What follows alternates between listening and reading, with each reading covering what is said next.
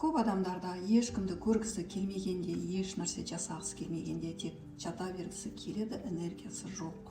Тіпті шашын тарап, тісін тазалауға да әлі жоқ. Жұмысы да жүрмей жатады, денсаулығымен мәселе бола бастайды, айналасын бәрін сұр түсте көреді, болып жатқан жағдайларға ешқандай реакция жоқ.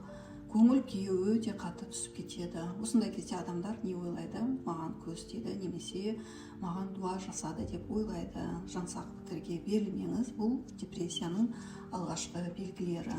Бұны депрессия деуге де болады. Өйткені стресс емделмеген кезде, жалпы өзіңіздің күйіңізбен жұмыс жасамаған кезде стресс сізді депрессияға алып келеді.